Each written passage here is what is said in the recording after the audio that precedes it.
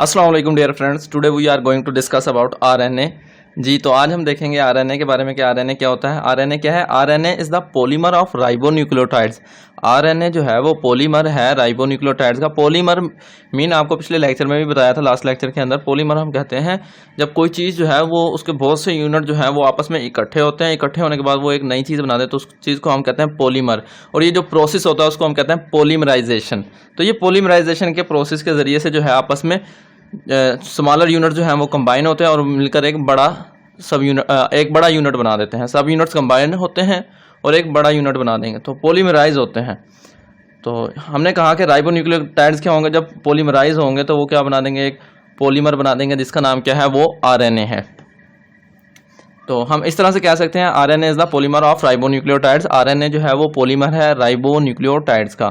अब ये राइबोन्यूक्लियोटाइड्स क्या होते हैं? राइबोन्यूक्लियोटाइड्स हमारे पास होते हैं जिनके अंदर राइबो शुगर मौजूद हो, साथ जो है वो फास्फोरिक एसिड मौजूद हो और इनके साथ जो है वो नाइट्रोजनस बेस मौजूद हो। ये तीन कंपोनेंट्स मिलकर क्या बना देते हैं? ये बना देते हैं राइबोन्यूक्लियोटाइड। राइबोन्यूक्लियोटाइड तीन चीज़ों के मिलने से बनता है: राइबो शुगर, फास्फोरिक एसिड और नाइट्रोजनस बेस। ये तीन चीज़ें जब कंबाइन होती हैं तो राइबोन्यूक्लियोटाइड बनता है। तो हमने कहा कि आरएनए जो है वो पॉलीमर है राइबोन्यूक्लियोटाइड्स के, यानी इन चीज़ों की पॉलीमराइजेशन से आरएनए बनता है। उसके बाद आरएनए जो है वो क्या है? वो एक सिंगल स्ट्रैंडेड मॉलिक्यूल है। What is mean by single stranded molecule? यानी इसका एक ही स्ट्रैंड होता है। But this is an old concept. लेकिन ये क्या है? एक ओल्ड कंसेप्ट है। According to recently studies RNA में आल्सो भी डबल स्ट्रैंडेड मॉलिक्यूल। आरएनए जो है वो डबल स्ट्रैंडेड भी हो सकता है। तो आपकी बुक में क्योंकि सिंगल स्ट्रैंडेड है तो आप फिलहाल सिंगल स्ट्रैंडेड ही लिखेंगे। But it can fold back to form double stranded molecule. लेकिन उसने यहाँ पर इतना जिक्र किया है कि ये जो है फोल्ड बैक हो सकता है डबल स्टैंडर्ड मॉलिक्यूल बनाने के लिए। तो इस तरह से जब इसकी फोल्डिंग हो जाएगी तो ये क्या डबल स्टैंडर्ड कुछ बन जाएगा इस तरह से। तो वो कहता है कि डबल स्टैंडर्ड भी बन सकता है। It may also fold back to form a double stranded molecule. The nitrogenous bases that are present in RNA are guanine, cytosine, adenine and uracil. ये जो हैं चार जो है नाइट्रोजनस बेसिस मौजूद होती हैं आरएनए के अंदर। There are four nitrogenous bases that pair together in RNA molecules and these bases are guanine, cytosine, adenine and uracil। जी जो पेयरिंग होती है वो कैसे होती है? गवानीन की साइटोसिन के साथ और एडेनिन की यूरासिल के साथ। ये पेयरिंग सीक्वेंस होता है। उसके बाद अगर हम बात करें आरएनए बनता कैसा है, अगर इसके बाद हम बात करें आरएनए बनता कैसे है तो किस तरह से बनता है? By the process of transcription. Transcription क्या है? ट्रांसक्रिप्शन वो अमल है कि जिसके ज़रिए से आरएनए की सिंथेसिस होती है। The process of the formation of RNA is known as transcription. RNA की सिंथेसिस का जो मरला है उसको हम क्या कहते हैं? जो प्रोसेस है उसको हम कहते हैं transcription. And RNA synthesized from the DNA. RNA जो बनता है वो किससे बनता है? डीएनए से। तो हम इस तरह से कह सकते हैं The process of the formation of RNA from the DNA is known as transcription। वो प्रोसेस जिसके ज़रिए से आरएनए जो है वो डीएनए से बनता है, उस अमल को हम ट्रांसक्रिप्शन का नाम देते हैं। अच्छा, यहाँ पे ट्रांसक्रिप्शन में बाज़ लोग जो है यहाँ पे मैसेंजर आरएनए लिख देते हैं। अगर आप मैसेंजर आरएनए लिखेंगे तो वो ज़रा गलत हो जाएगा, क्योंकि तकरीबन तीनों की तीन जो टाइप्स हैं वो ट्रांसक्रिप्शन के अमल के ज़रिए ही बनती हैं।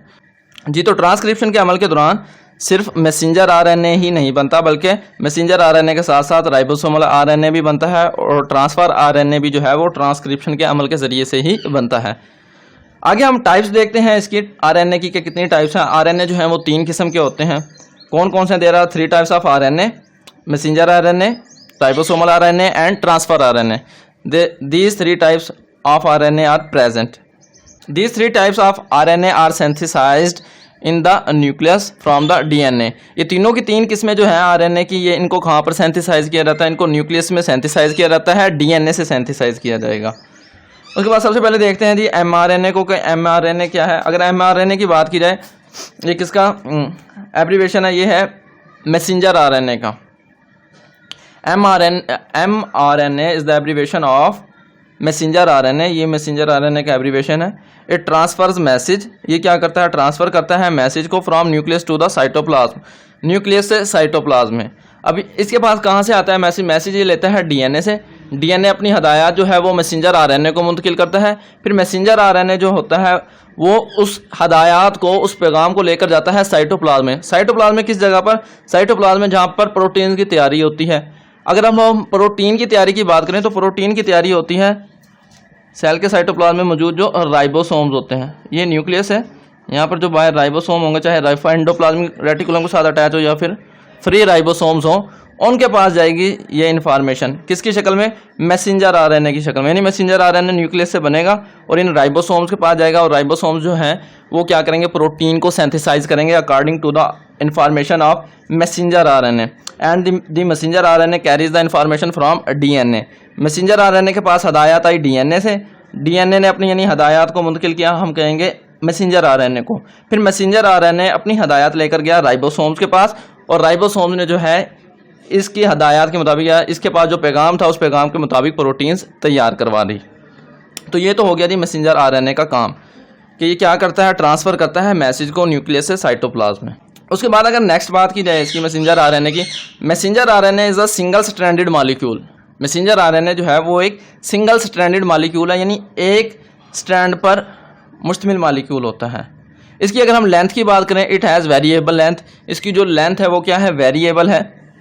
And its length and size depends upon the information that it is carrying. और इसकी जो लेंथ है या फिर जो इसका साइज़ है वो डिपेंड करता है कि इसके पास पैगाम किस चीज़ के लिए है, कितनी बड़ी इसने प्रोटीन जो है वो सिंथेसाइज करवानी है, किस किस्म का प्रोटीन का मॉलिक्यूल जो है वो सिंथेसाइज होगा, आया कि वो प्रोटीन का मॉलिक्यूल छोटा है या बड़ा है। यानी हम कह सकते हैं कि जीन पर डिपेंड करता है, क्योंकि ये जीन से लेकर आ रहा है इन्फॉर्मेशन, डीएनए का जो कि एक पार्ट होता है जिसके पास स्पेसिफिक इन्फॉर्मेशन मौजूद होती है, तो वहाँ से इन्फॉर्मेशन जो आएगी वो किस तरह की प्रोटीन की है उस पर डिपेंड करता है इसका जो साइज़ होता है।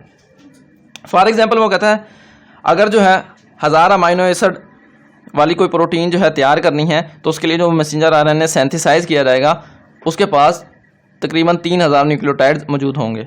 For example for the formation of 1000 amino acid protein molecule the messenger RNA will have nearly 3000 nucleotides. अगर जो है वो 1000 अमाइनो एसिड वाला प्रोटीन का मॉलिक्यूल बनवाना है तो मैसेंजर आरएनए की जो लेंथ होगी वो कितने न्यूक्लियोटाइड्स पर मुश्तमिल होगी? वो तकरीबन 3000 न्यूक्लियोटाइड्स पर मुश्तमिल होगी। The messenger RNA is nearly 3 to 4% of total RNA, cellular RNA. ये जो है 3 से 4% होता है टोटल जो आरएनए सेल के अंदर पाया जाता है। उसके बाद नेक्स्ट हमारे पास आ जाता है जी राइबोसोमल आरएनए। राइबोसोमल आरएनए की अगर हम बात करें, इसका काम क्या होता है? फॉर्मेशन ऑफ राइबोसोम, यानी ये फॉर्मेशन ऑफ राइबोसोम में हेल्प करता है, यानी उसका मेजर पार्ट है। We can say that it is the major portion of ribosomes. ये राइबोसोम्स का जो है वो हिस्सा होता है। We can say that it is the part of ribosomes. ये जो है राइबोसोम का पार्ट होते हैं जो राइबोसोमल आरएनए है।